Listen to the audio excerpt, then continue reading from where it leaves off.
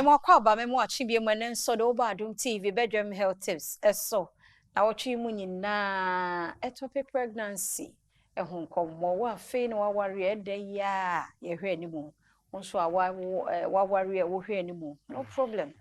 se ho wotete bibi se ma ne mo hu kra dog ka ho asebide na so wo ho akwankyira na se mmoa a yebetumi de aboa na causes no dog said dogs until also yesa to aso ne na fie de aka na ka ho fasedama endpoint homeopathic clinic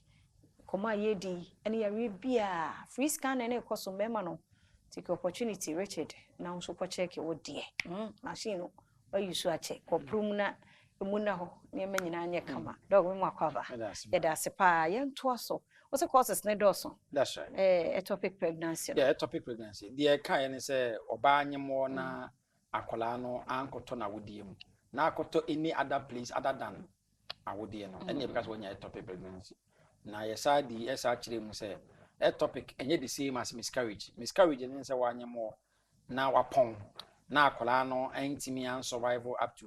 9 months na ababonten eno sa na yeka say one miscarry akola no eno no eye difference ayi hu ye no na eye no ayi din komo so fa some of the causes ayi nwi yeka say ade ba kwa atimi de ba ye pelvic inflammatory diseases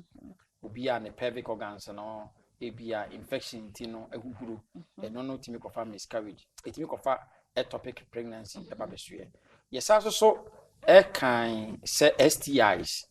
so oba ema bia nya infection a wanya white oba bia nya infection a wasme de manya white obehwe mu no na ye moa wafofo na de saade no eyede eba nti se wan hu ni ntemu a no so sa moa no atimi didia na akofa wo ye ne ya baba besue ade ba kwa isa timi kofa ectopic pregnancy ba eye age so oba nyini na neso so de ema bebre at risk obi wo ha school nti ana obi wo ha wose awale wanya awale ntew nti no ebia 35 years ana 40 years to wanya awale kwan bia so wanya no nko ade o de obawo eno no ye hunu se omo nya ectopic pregnancy no dodo no agina be 35 years 40 42 ena omo tenya pa we are not saying say obi o 20 years ana 25 years awuntimi nya na mmom statistically no omo nya 80% e fall within that range na de hunu ye hunu se by virtue obi nyini no emane stand high chance of getting ectopic pregnancy that notwithstanding yenkasa wanyini a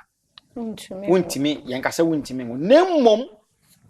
mo na mutanya omo mute saa no obi osokra no anaja ka nyese wa wontem awokra da afi na obehia ne dofo bi na mo pese omo soso enya ba aku bi efom ma wona bia 40 years na afi opese oye na afi no soso etima kofa wa nti wo that age no a na opese wonyem a you don't just wake up and say me pese menyam but more than so bitima ko hospital ansa na obanyem a wanyem eno no nti age by virtue so be bro 35 years and above no e man stand high chance of getting and oba wanya ectopic pregnancy da wo history of it ya okay wo so you're very careful oba wanya blockage of fallopian tube obi mo blockage of fallopian tube to the stand they say over hospital wo check we about the tubes now blocking yes e bia you could blow tubes no so what's that yes obi yes you could blow tubes now blocking it will blow na ma imuna da kaka na mo ma da kro no a e di sa blockage ni ba na da so ho it will be abo say oyeye no anu a one ni wura hia ye no na blockage na side asaba na get stuck it wo one say wo fallopian tube blockage wo a ana say wo endometritis wa wodi ni maguhuru ana say nsu abegina nkosua ho ne nko ne ba ni nyina no e ma wo stand higher chance of getting ade say ectopic pregnancy ye dia no be sia say say wo pese wo check wa wodi em ana say wo awom how bia no a endpoint we've been tried and tested ye wo honim de to ba ye betima hwa ma wo ye be ma odwonso abema mu ye wo ya emu hyehye wo odwonso ani mu apai mi no na nsuo fita fi be mani mu ba odwonso amogya di akire wa ya se ye wo ya utimi dwonso more than 5 to 10 times na ade achi wo ba endpoint ya ye betwa scan ama free ni aye lab a wo no no betua 300 cedis stroke ya de e ya de a me kana manka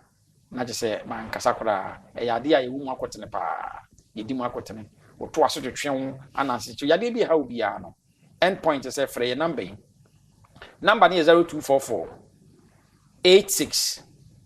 70 68 0244 86 70 68. Eda say Dr. Duboate na wote den kano. Ochina nkwa hoden wo asa share yes abremu na yentoa ectopic pregnancy nkomo no eso. Eda say